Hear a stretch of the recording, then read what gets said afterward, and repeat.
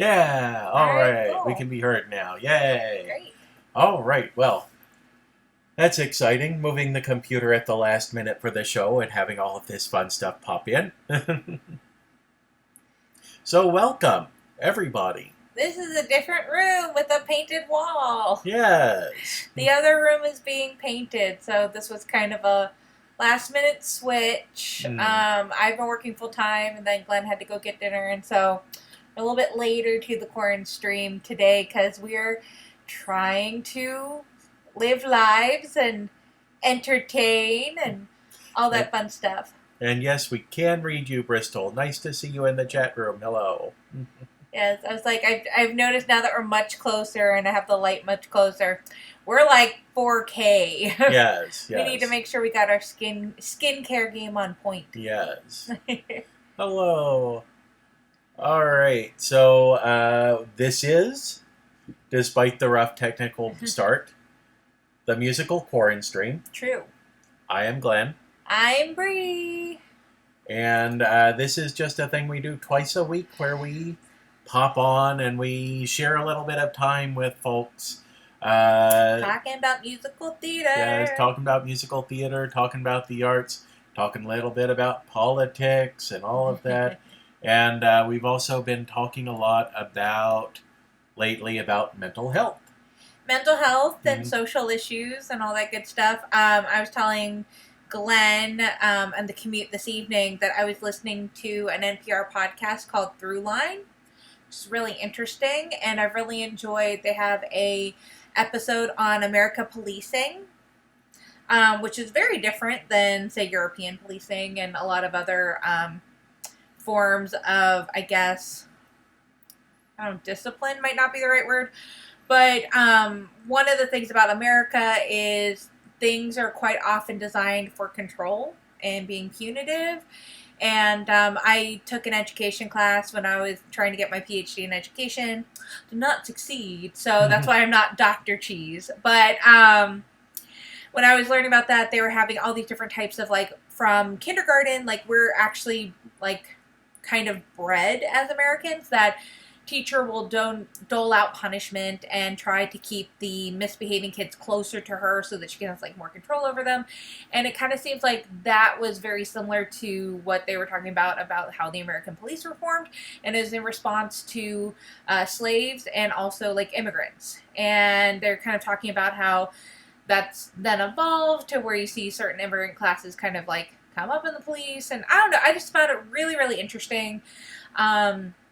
It was just really kind of a harsh look at, like, where we are now in America, and that's what the Throughline stands for, is they do a deep dive to the inception of America and try to figure out how are we dealing with stuff that we're dealing with now. Like, the one that I ended on before we started this stream is about the 3M N95 mask, and it was created by a woman, and it was because she said, hey, I'm really interested in these new polymers, where instead of weaving things together, you mold it. You take heat and you melt it.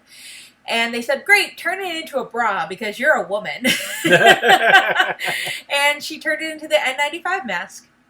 So it was pretty neat. Yeah, and then they ended up doing a deep dive about masks. So they started with the plague mask in the Middle Ages, all the way up into in Manchuria. They created, like, the first, like, cloth mask, like how our cloth mask, like what we wear when we go out. So it's just really neat. Yeah. Highly, highly recommend NPR Throughline. Yeah, it sounds like a great podcast. I have been catching up on my podcasts. I've gotten way behind because, you know, I usually would listen to my podcasts while I was on my way somewhere, or when I was working an overnight shift, I would put on my earphones and listen to my podcasts all night. And with neither one of those things going on right now, my podcast listening is basically while I am painting a room. And I haven't been doing that for the past 4 months. So I have about 4 to 5 months worth of podcasts to catch up on. Yep, so I've just been getting to, I listened to Last Podcast on the Left, which I really enjoy if you like discussions of the paranormal and the supernatural and true crime. If you like all of the stuff that is basically the Unsolved Mysteries series sort of stories. And you also like, or at the least can tolerate, three very bro-y kind of guys doing sort of a morning drive time style humor over it. They're actually really, really good at what they do. Their humor is very, very brash, very bold, but they do actually do solid research and do put together a very good show on all of these subjects. And starting back in February, they started doing a special thing for, I think it was like their 400th episode was when they started, that they are, for the first time, addressing the JFK assassination. And talking in the car with Bree on the way here today, I was saying that one of the things I really like that they're doing with it is they love conspiracy theories. They love all the conspiracy theories and comparing them and talking about what's most likely and everything. But they are genuinely approaching the JFK story, the story of the JFK assassination, as Lee Harvey Oswald did it. Like, it's not a CIA plan. It wasn't LBJ hired somebody. There was no one on the grassy knoll. They're literally like, when you consider all of the evidence and you look at it as what has actually been proven and what can actually be seen in the record, they're saying it's Lee Harvey Oswald. That is what happened. And that also tied in, Bree said, with what she had been listening to about sort of like the effect that conspiracy theories have had on American society. Yeah, I mean, there's a few books like that just from listening to the podcast I was listening to that I was really interested in. And one of the ones I told Glenn that I almost sent to him that I thought he might be interested in was called The United States of Paranoia. And then I was like, well, I don't know. That seems to lead you down a whole bunch of like weirdo algorithms.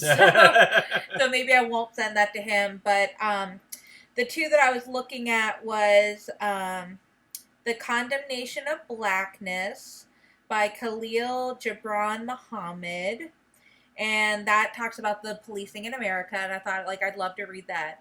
And then there is Separated Inside an American Tragedy by Jacob Soboroff, which is about children and unaccompanied minors and families at the border. And I think, like, that's stuff that's, still here and still not going away and are still issues. And I think it's unfortunately going to get worse before it gets a lot better. And so I think, like, the best thing that we can do as American citizens is be informed and know how we can talk with our friends and neighbors and know how we can vote and know how we can be good allies. So I'm trying to educate myself a little bit more. A lot of times during quarantine, I felt very hopeless, and I felt like there's not a whole lot I can do, and I think that I haven't lived up to my own expectations, and I've been very disappointed about my own life for about the past, 15, 20 years, and so I think figuring out a way to keep moving forward and to keep going through what we need to go through, and to kind of be thankful for little things, and try to feel in a good enough place to use your privilege and power in good ways, and that's what I'm hopefully doing. So that's my goal. I don't know if I can do that all in like 1 second, but I hope that by the end of the pandemic I'll have a bit clearer path forward for myself. Yes. And that's kind of our podcast listening, our arts exposure. Well, I will say one of the things that I've discovered as far as, like, if you like musical theater, if you like the arts, I've been listening to two kind of like, not really soundtracks because I can't find them as soundtracks, but going on YouTube because YouTube is kind of a great entertainer at this time. So finding the songs of Joe Iconis live at Lincoln Center has been really fun. There's some like great songs that I really love, like Jeff, which is a really funny song, and Velociraptor, which is about like Velociraptor trying to go on dates. And then I showed Glen that one that Betty Buckley sang, which is about a lady who is trying to come to terms with an old love, but it's kind of funny. So yeah. I highly recommend it. It's really entertaining, and I just said it's kind of unique that, cisgendered male, white male, is like, I want to write things for older women, and he's written pieces for people who are in their like 50s and 60s and kind of doing that type of exploration. And one of his like most recent plays that went up in New Jersey before the pandemic was about like an interracial lesbian couple. And so I feel like he really tries to use his platform to highlight people who feel like outcasts or misfits, and really tries to listen to people and kind of creating the stories. And of course, like, it'd be great if people could kind of create their own stories, but you know, I feel like that's kind of the right type of allyship that you need to try to do, is not write like people who are like you, but utilize the communities to write, you know, people whose stories don't get oftenly told. So I like that. And then I've discovered the music of Central Park, which is by the same production company and creative team as Bob's Burgers. So Lauren Bouchard, who did Home Movies and Bob's Burgers, they are on Apple Plus or Apple TV Plus. I don't know what it's called. We're not buying one more service. We're not doing the one more Apple package. streaming service, whatever it is called, because I mean, HBO has like 4 of them that just themselves now. I can't keep track of what's Go, what's Plus, what's streaming, what's live. Yeah. And just to be honest, it's like, I'd love to watch everything, and I would certainly buy it if it was available, but I think because they're still running episodes, they're not going to let me buy it. But Central Park, and it's starring people like Josh Gad and Leslie Odom Jr. and Titus Burgess, and it was the show that Kristen Bell recently stepped down from, and the music is great. So I would just say, like, I really loved a lot of the music, and of course, getting to hear some phenomenal Broadway singers have been really fun. I don't know all that much about the the story overall, but I've heard a lot of the songs, and so I think the songs are great. I'd love to know more about the story. I think we've had a lot of really interesting discussions about race and gender and comedy, and we talked about Stairs to the Roof for a long time, which is a show that Glen directed and I was in that he directed. So yeah, I feel like there's a lot of stuff out there. We don't really kind of have any like shows. I did get a note from one of my friends on Facebook that I think it's the theater in North Carolina that's really big in Charlotte, North Carolina. They're doing a contest where if you theme your mask with the show, they're having like contests on that type of stuff. And she's like, I just thought of you because you sew masks and you love musicals. And so I'll have to find that out. Maybe we can include a link in the description. But I really liked that idea that, you know, encouraging people to wear their masks, but also like express their fandom. It's really neat. So yeah, that's all my musical and theatery stuff. Yes. Oh yes, and I don't have it here to show people, but I created a little piece of fan art on Twitter for a group that I've really come to enjoy on YouTube. Yeah. They are, like, I'm a big fan of anime, of Japanese animation. Bree is familiar with it, but not as much a part I like Sailor Moon. Yeah, she's not as much a part of the anime fandom as specific animes she really likes. Yeah. And we started watching this channel on YouTube called Get in the Robot, which is Channel Frederator. They're fun. Yeah, Channel Frederator was running it. It's Channel Frederator is known for doing like short cartoon series, like Bravest Warriors and Bee and Puppy Cat. Yeah, Like that. Very funny, very wild, sort of surrealistic humor. And Get in the Robot was live hosts who were talking about anime, and they were doing things where they talk about, oh, this is a great anime everyone should watch, and they do the lists of what's a great anime this year and everything, but they also were diving into things like what is the history of racism in anime, and what is the difference between how anime was adapted for Latin American television versus North American television. And they were really the first outlet I saw on YouTube that was focusing on LGBT and POC voices in the anime fandom, and actually covering issues that are important for those communities. And they were doing really great.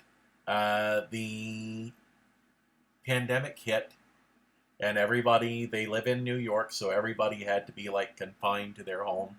But they were still producing. They created like little cartoon cutouts of themselves, and they would record the voiceovers and edit it together with the cartoon versions. And then just suddenly, I believe it was last week, without any real warning, Frederator just shut them down. Basically being like, we have to tighten our belts. We can't keep spending money on everything we're spending money on, and this channel is on the chopping block first. Which, that disappearing very quickly like that, catching everybody by surprise, not a good thing. But the nice thing is, on Twitter and Instagram, I've been following the hosts of Get in the Robot, and it looks like they are banding together right now and creating basically their own spin-off company to keep doing the work that they started doing with Get in the Robot. Right now they're calling it Get in the Reboot, which I don't know, that might change soon, but that's their hashtag as well on Twitter, is hashtag Get in the Reboot. And they have a Patreon set up that is helping them see like how much can they depend on support from their fans to like get this thing up and running, sort of, right now. So if you get the chance, I would say check out Get in the Reboot, search the hashtag on Twitter, and you're going to find everybody talking about it. They're at patreon.com/getinthereboot for their Patreon. And if you go to YouTube, you can search up Get in the Robot, and the videos are still up. They didn't take the videos down. It's just the channel's not producing anymore. So you can see some of the work that they've been doing. And we're starting on a new theme for the musicals we're going to be pitching. Yeah, we gave it some really serious thought. We were like, oh, should we stop or should we go? I mean, I'm starting work again, and I'm pretty much at work between 40 and 50 hours a week. I've been taking work home. I think last night I worked until 11 o'clock. So things are really ramping up as far as my job is concerned. And, I really love this channel, and I really want to keep it going for as long as we can keep it going. I think what really kind of makes that possible is there's not a whole heck of a lot else to go do, a lot of the volunteer opportunities I like, and a lot of theater opportunities, those are going to be put on hold pretty indefinitely. So as long as we could come up with ideas, we're going to keep doing this channel. And so we had a long discussion yesterday for about an hour and a half, 2 hours, about where it's going to go, what are we going to do, and we came up with 5 or 6 really good options. And so we hope that you enjoy them, and they might kind of be a little bit more artsy-fartsy or kind of out there, but I think these are things we felt comfortable talking about, and of course everything's subject to change. I know one of the things we talked about that we really loved was doing the Bye Bye Birdie watch together, and we are definitely going to try to find more opportunities for that, because those are fun and easy. We'd love to watch them with you guys. We just need to make sure that we're following copyright and fair use and all that stuff. So. And for that end, we are looking into Twitch does have a system set up right now that lets you watch along. We don't know how we would archive that show like we've been archiving these. That's the question at the moment. But basically, if you have Amazon Prime out there, which we know a significant amount of our followers have Amazon Prime, we would be able to essentially start a broadcast. You guys could join us, and then our screen where you're watching us right now would be taken over by a movie from Amazon Prime.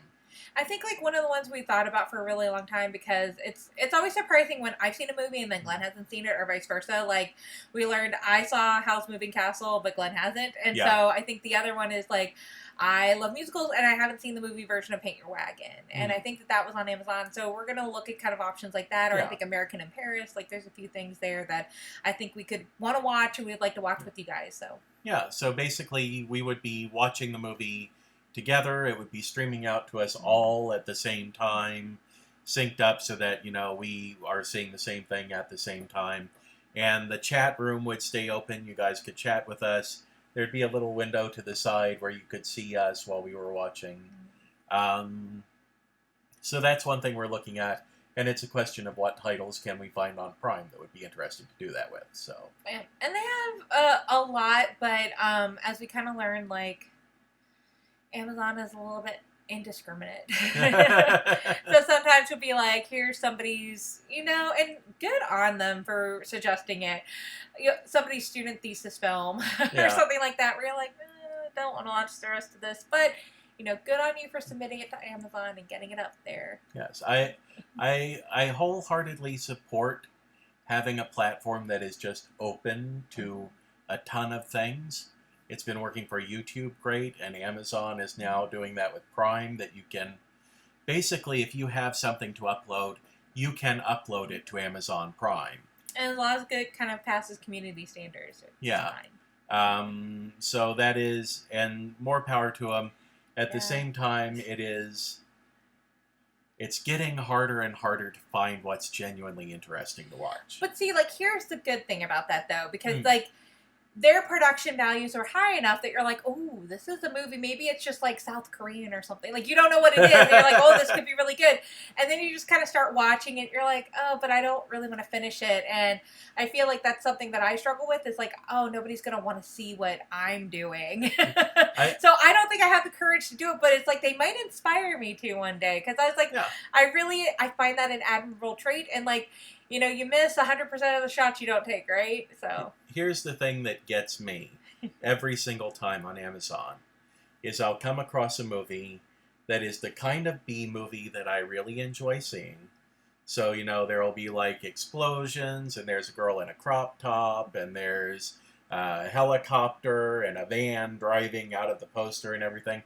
Really nice, like 70s or 80s style movie poster art. And I'm like, oh, this'll be a fun, like, 90 minutes to 2 hours. And I can put it on and watch it, or I can put it on and do something else while it's on or something. And then I start it up, and immediately I'm like, oh, this was filmed in 2019 on a budget of $200. This is not what I signed up for. But, power to the artist. Yes. I mean, I hope that they paid the artist who made their poster art very well. So tonight we're going to be kind of talking about, kind of in that realm of, we said, kind of like going a little out there, is I had the idea of talking about more or less like generic social things, and mental health things, and kind of like, we talked something of like broader concepts where you have kind of a concept album, and maybe it's like, well, I'd really like to educate people on some idea or bring to light some sort of human experience.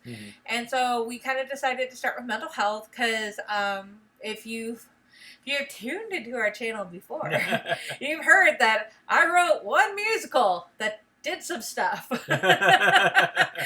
Not enough stuff that like you would hear of me, but enough stuff that it went to Scotland. It was the Edinburgh Fringe Festival for a high school that our friend teaches at.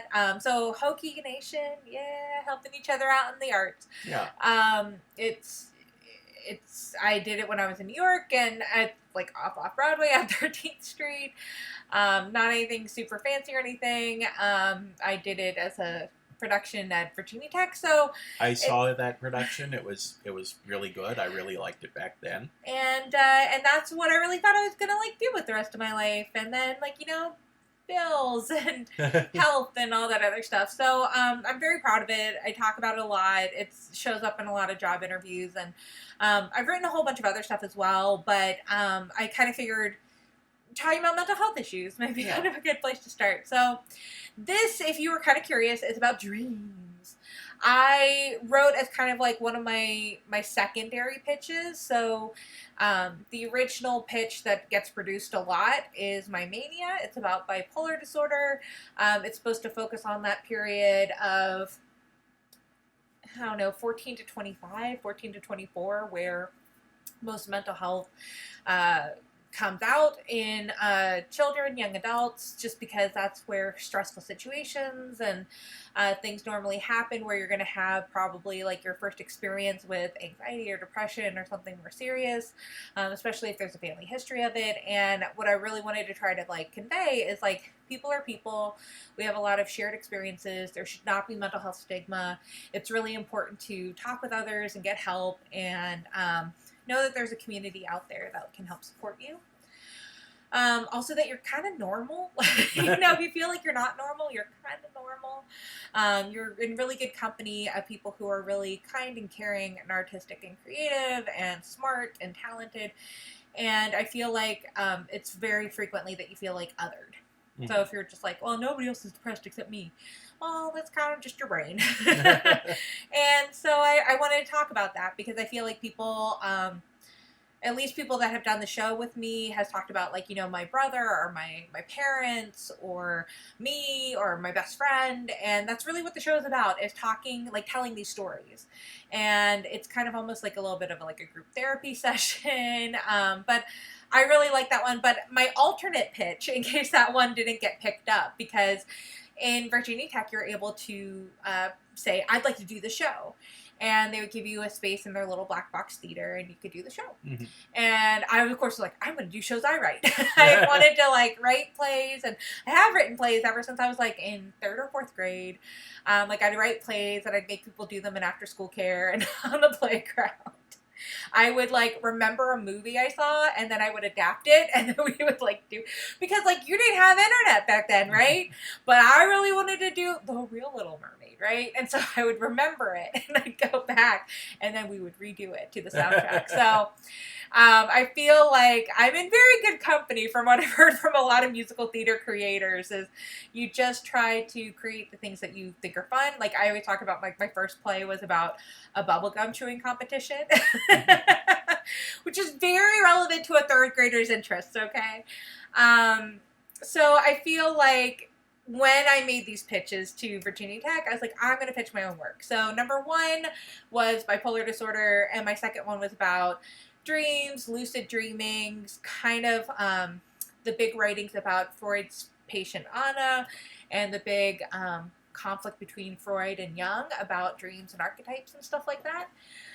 And that's kind of what I'm going to be talking about. I related it. So, quick story again about me, because, we're talking about the QuaranStream, so it's all about me. This is my pitch day. It's all about me. I understand neurologically, neuroscience-y, our brain is kind of just sketching it all up, trying to trash information we don't need at night. And sometimes that means like we have these dreams, but the dreams we can remember sometimes, and they make a lot of sense. And so I am very big into keeping a dream journal, remembering dreams, keeping some dream interpretation stuff there. Not necessarily because I wanted to like live my whole life, but a lot of my grandparents passed away before I was born or when I was little, and so that was kind of like, I kind of would always joke I would like pray to my grandparents, not to God, because I'm like, I want it in. Like I want the person who knows me to go talk to God and be like, yep, she's a good kid. So I felt like very often, like, that was a way like my relatives could communicate to me and be like, yeah, you're a good kid, you're gonna be fine. They're my little like guardian angels. And so I feel like for me, dreams have always been something I've tried to pay attention to, just to like figure stuff that I need to pay attention to, or figure myself out, or why am I thinking about that. And so I understand it's not necessarily like a roadmap, but I think it's a fun thing to meditate on. And I actually have like, this is my little carnelian piece of jewelry, because I had a dream and I was like, ooh, I'm going to go spend $10 and buy a piece of carnelian jewelry. Now, granted, I was like, I could have watched Steven Universe and had that stuck in my head. It's like, it's not as if I can't come across why I'm thinking of this. Mm-hmm. But at the same time, I was like, it's just kind of fun. It's a fun way to live life, I think. Yeah. And I think, like, I can be that super scientist that analyzes blood and does hard data science, and I can also just kind of experience a fuller life by just being like, well, that's part about being human too, and that's pretty neat. So that's why I kind of went after like dreams and dream interpretation, because I think that what we know about it is it's not something that's very commonly done, but something I talk about in therapy all the time, and am kind of encouraged to do. Like, it can't hurt, if you're thinking about it. So it could appear in your dreams. But really where we had a lot of the foundation of that was in Freud and Jung, and talking about archetypes. And a lot of it is just wrong and messed up and weird now, because of course it's like 200 years old. Oh, yeah. It's not the most modernist stuff, but I still feel like if there are things that like you want to think about, it's pretty, I don't know, it's pretty obvious the more you do it. Like I had a dream one time where I had something like a nail went through my hand or something, but like it didn't hurt. And so, on the one hand it was like, well, that's really inconvenient, but on the other hand it's like, oh, well, if I'm going through struggles, like maybe it's not going to hurt, maybe it'll be fine. Or as people talk about, like, if you're dreaming about your teeth falling out, you're just nervous. And so I feel like a lot of them are fairly obvious. If you took a moment to really think about it, you can kind of figure it out. But I wanted to do it through this lens. I'm really obsessed with Eric Kander's work, where he wrote about Vienna in the 1900s, and really how that like shaped our modern view of things like politics and psychology and stuff like that. So that's what my play was about. I'd love to kind of talk about like how I turned it into a musical. I feel like, if you kind of have that Frank Wildhorn type of moment, that is his jam. I'm not very Frank Wildhorny. I mean, like, a lot of my own kind of personal styles is I do lean a bit more towards like modern pieces, but I also kind of talked about like, I think it would be really fun. This is like one of my dream projects, by the way. I don't know if there's anybody out there who thinks this is brilliant, but I think it would be genius and sell $1 billion. So I've always wanted to do a piece that takes place in the 1890s, but has 1990s music in it. Wow.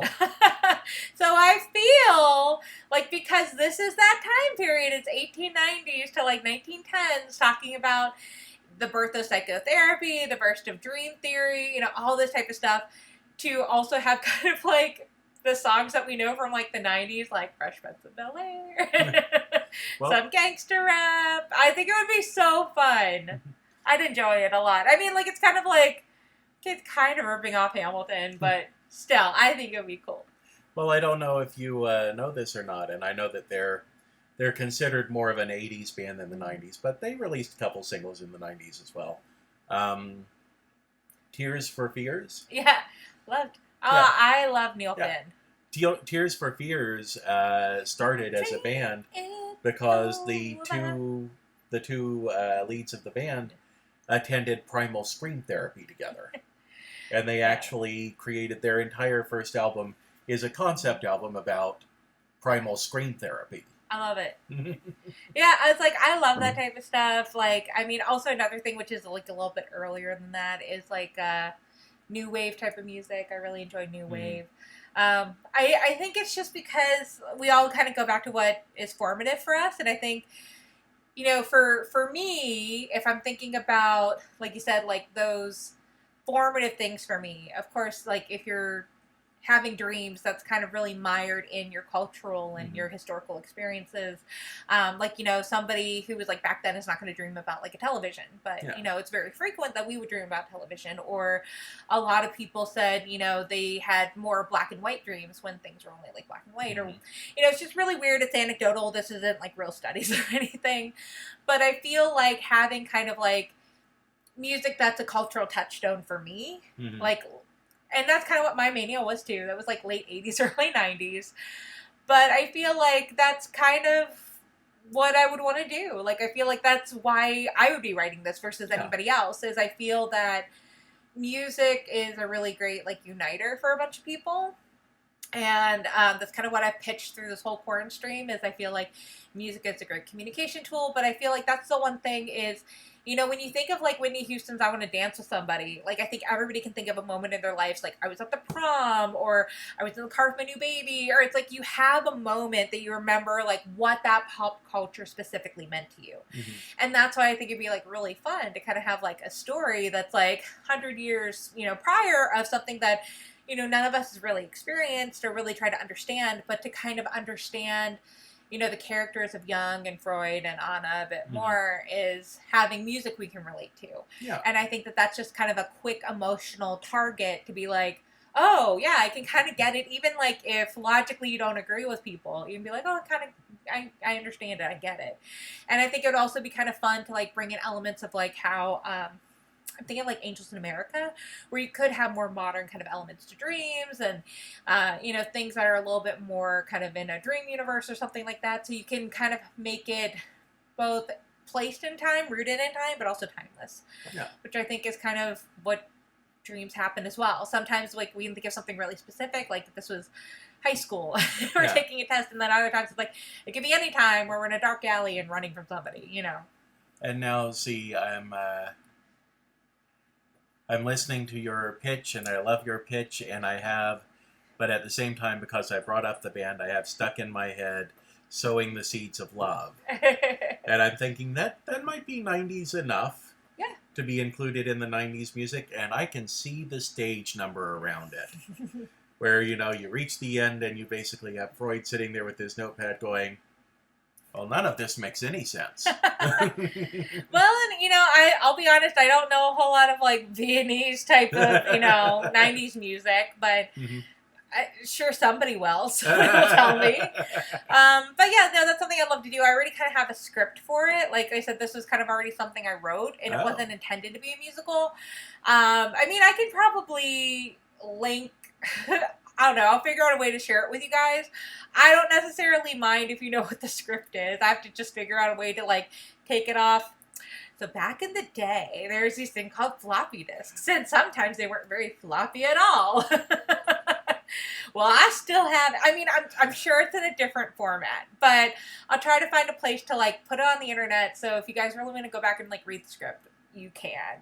It's not something that I'm under contract for. It's not something I've sold. It's not something that's produced. But I'd be open to more people reading it. I think it's kind of interesting. I think it's kind of cool. And like I said, it was fleshed out enough that it was my second choice. It's just I think that when you talk about like 1980s like prom and like football game and like John Hughes movies, My Mania is like the easy sell. Yeah. It's really, really fun. I had a lot of kids, like, I'm just so honored that kids connect to it still. I get really excited because kids want to listen to this music again. I mean, I'm finally old enough that it's cool. And I really liked doing it with people my own age as well, just because when we did it, people did connect to it and say, like, you know, I had an experience with a friend or with a sibling or with a parent.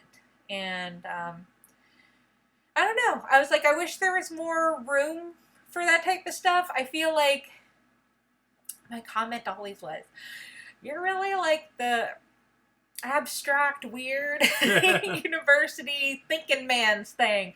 People don't want to think, they want to be entertained. But I believe in entertainment. I really believe that... you know, there's a reason why the ABCs are sung, and we still sing them when we're having a hard time. I think music is very easily accessible. I think it's kind of ingrains itself into our heads a little bit better. And, like, if I could have just gone through all of college just learning, you know, Calculus 2 and Organic Chem 2 to opera scores, I would have been fine. But, yeah, I mean, it sounds like a good show to me. Yeah. I'm really interested. I have not read your script that you have written for this. I have to read it. So you would, effectively, you have the play written. Yep. It would just be adapting it to be a musical now. Yep. So you would still be adapting, but you would be adapting something that you yourself had written. Yep. Which is what I like. All the money goes to me. Now, yes. Like that's the only problem with My Mania and why I kind of made it like public is just because I didn't write the music. It was supposed to be, here's this cultural touchstone that everybody can relate to. And, if I was not going to give Whitney Houston's estate money for that. So I just said, you know what? Anybody can use it. It's free. If you're a high school student that really wants to produce it, if you want free monologues, I just figured I really wanted it out there. I thought it was really important. And I actually have, if you type in My Mania Angel Fire, you'll still find our original website somewhere. If you type in My Mania in Lasky, you can buy the script on Amazon. So it's out there. I just don't feel like nobody knows about it. So nobody's going to be like, despite it being free and awesome, nobody's going to go ahead and find it when they're like, well, I'm just waiting for Hamilton rights. But I think being a female creator in musical theater, which there are some, but not many, and I think really wanting to kind of share things that are really important to culture, like destigmatizing mental health, I think is important. So I felt like My Mania is my gift to the people, and I hope more people find it and like it and will do it. I always get really excited when people do, and I always say with my blessing, and feel free to edit. I've had a bunch of people do it a bunch of different ways, which is real fun as a creator. You can get other people who are really creative to reinterpret it. I think they did a mostly female cast one time, and I thought that was neat. Or non-binary, which was cool.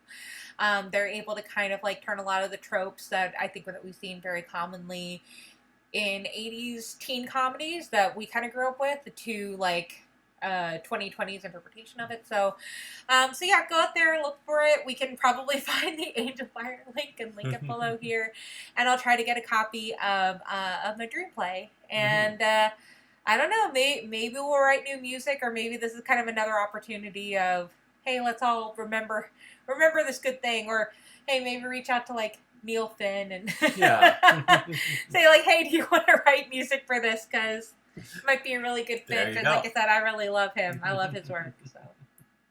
Well, and and I love Psych, which is also the other place he's really prominently featured and does kind of the same thing. So I feel like whenever Psych has all those musical references, I'm like, yep, I could have written the show. Psych is, of course, a great series. You should watch it if you haven't watched it. And the second movie's coming out soon. Yeah, second movie is coming out soon. Last You Come Home. I don't know if you have to buy Peacock. Every stop making channels we have to buy. We are broke. That's why we're creating our own TV. I want to watch everything, I promise you, but you're making it hard on me. It starts to get frustrating when it's great, I've got Netflix, I've got Amazon Prime, I've got Hulu. Yeah. I've got access to everything. Wait, where is HBO going? Okay, so HBO is over there now. Maybe I can manage to go for HBO. NBC? CBS, come back here. Herding cats. And I think every single year we're can we put this as a business expense since he's an entertainer? Can we write off taxes because we had to watch all of this? Well, theoretically, the best way to approach the IRS is with a sentence that begins with, now, theoretically. They love theoretical money at the IRS. I'm sure they do. I'm sure they absolutely do. Oh, Lord. We pay our taxes. Yes, we do. just to make it very clear, my mom worked for the IRS. We're very patriotic and proud to pay our taxes. Yes. We just really also like the 21 Pilots song where it's we'd like our taxes to fill the potholes with more cement. Yes. And then they say they're from Columbus, Ohio, and we lived in Columbus, Ohio. Yes. And we're this makes sense that this is a pop song that they wrote. Yes. I always say whenever tax time comes around and I have made less than $20,000 in a year, and yet I have wound up owing $1,200 in taxes, and I have all the Republicans screaming about those lucky people who make less than $20,000 a year and don't have to pay any taxes. With their refrigerators and color TVs. And I'm just look, I would be very, very happy sending you this money in exchange for universal health care and an education system that took care of people. And instead, it appears I'm sending you this money so that you can take the money, put it in your pocket, and say to everybody, well, nobody wants us to spend their money on health care. It's oh, well, that's why I gave you the money. Yeah. All right. But yeah. Yeah. So anyway, we'll try to do some self-promotion for myself and my musical theater works and my play works, and we'll let that be available to you. And I mean, honestly, you don't have to ask me about rights to the production, but if you would like to ask me, I grant them. So please feel free to use them. If you are interested in doing it, I will just be 100% honest. I have a classroom guide that I've created since our friend's school in Richmond did it, and I've also created a I can give you a CD-ROM, or I can give you kind of like a thumb drive with all of the backing tracks. So there you go. Just can't charge tickets. Yeah. It has to be a non-profit type thing. Like, you can charge tickets to offset a zero something, but it's not something that I sell because it's not legally possible to do so under copyright. So it's not something that you can make a ton of money off of. I do kind of tell people the best bet is doing some form of donation if you do happen to have something, but it's not for ticket sales. You can always say, hey, in lieu of ticket sales, we'd like to raise money for NAMI or RAIN or something. Yeah. So we will see if we can put... if it's possible to get it on bookshop.org, we'll see if we can get some of your plays into our bookshop.org store. I write good ones. Yeah, she does. She writes I have always enjoyed her plays. And every time I turn around and she has a play that she starts talking about where she's like, so I wrote this play about, and I'm like, I haven't read that one. Why haven't I? Can I just say one of my favorite ones is our third quarantine Bake Off one. Yes. That we sing it all the time, and okay, here's the thing: is they said, well, if it's a song, you have to give us a song. We're like, well, we're not going to do that. They can sing however they want. And then as we got closer and closer to them announcing it, I was like, I'm going to die if they pick ours and then don't sing it correctly. So I'm really glad it wasn't picked, but I'm also kind of sad it wasn't picked because we sing the song all the time. Yes. And that's the unfortunate thing. It's when you're stuck with one other person in quarantine, you have this whole culture that you've created, and then you go to the outside world and people are like, what are you talking about? So this is it. It's Peach Pit, the dancing peach. Yes. I'm Peach Pit, the dancing peach. Your life's the pits without a smoothie each. So buy your smoothie today. It's just adorable. It's really funny. It was about a man in a peach costume, just trying to earn money and sell smoothies, and everything is against him. And it's a very, very hot summer. Yes. Yes, it's a very fun show, and quarantinebakeoff.com, I think, is the website. Yep, and I think their third one was their last one, but they've been really great at promoting other artists' work and other artists' productions and stuff like that, since it seems like a lot of artists are going to have to do things on Zoom for a while. We've talked several times about creating kind of Zoom pieces. Yeah. I don't know if we're necessarily there yet, but we have some ideas, and I just really appreciate communities of artists supporting other artists. And, I think it's kind of the least we can all do for each other right now, since maybe money's not the best way that we can all support each other. But if you go to quarantinebakeoff.com, they never selected any of our plays for their actual streams, their live streams, but they made plays available on their website for people to read. Yeah. You can find my plays in first, second, and third round. You can find Bree's play in the first round, and in the third round, where we wrote the play together. So yes, my play is called Dance Like Nobody's Watching in round 1, and then our round 3 play is The Ballad of Peach Pit, the Dancing Peach. Yes. And then your plays are? My first round play is called You Paint a Pretty Picture, and the second round play is called Romero's Seance. So check them out. I think right now at this point, we would just love anybody to do our plays. Yes. We like them a lot. We write them because we get a lot of enjoyment by writing them. I think that we would write them, whether people do them or not. But, that's the best way, I think, to support local artists is if you want to do a reading or if you want to perform it or whatever.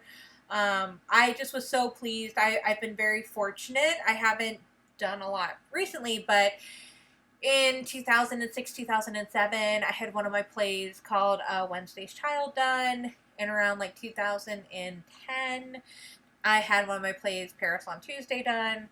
And then in about 2011, 2012, I had one of my plays, The Unseen Character, done, and these are all by individual theater companies, and they just picked my play out of a contest, and I've loved seeing them done every single time, and I love seeing how different they're approached, and I think that's kind of like the biggest joy of as a playwright is to just see other people love doing your work, and I feel like when I write plays, it really is like, I want to perform it, and I want to see it, and I really think this is funny. Yeah.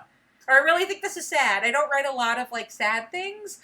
If I do, it does tend melodrama. But I write a lot of comedies because I like comedies and I like farce. And I think that we need a lot of comedy. Mm-hmm. But and I know you've had a few plays as well that have been produced. Well, I back when I was an undergrad, I wrote audio dramas that the Silhouette radio program at the time. Silhouette is a literary magazine at Virginia Tech, and they also had a weekly radio show, and they would get actors together and do my audio dramas on there. I had one play that was selected for the 2005 Got Theater Project's Children's Theater Festival. Unfortunately, that year they wound up canceling the festival, so the production never happened. But I had. And I did one of your plays for Theater Mania. You did one of my plays, which would have been around 2009, 2010. Yeah, 2009, 2010, somewhere around there. Here in this town, so I got to drive all the way up from Southwest Virginia to come see it. It was good. Yeah, it's cute. You guys did a. I say that like, yeah, my play was good, but I genuinely mean you guys did a good production of it. I really enjoyed seeing it on the stage. And I don't have that much trouble finding people to perform my short plays. My full-length plays have never really found a home. But that's okay. Yeah. We'll take what we can get. And yes. Hopefully you've enjoyed this. Hopefully you will take what you can get from Musical QuaranStream. It's been a pleasure. We love doing it for you guys. Yes. Location might change again next week or by Saturday. We don't know. I hope you enjoy my very white lady important pillow of love. Yes. But stay happy, stay healthy, wear your mask, wash your hands. Yes, social distancing. Just stay safe out there. And let's see, on Saturday we'll be back and we're continuing the mental health as the theme. And it'll be my time to pitch. And I love the title. Yes, it's brain injuries with Glen. So that's so beware if he has a baseball bat. Yes. I will be exiting stage right. All right, we love you guys. Thank you so much for tuning in to spend some time with us. And until next time, you guys take care of yourself because we're not there to take care of you. All right. Read my plays, buy coffee.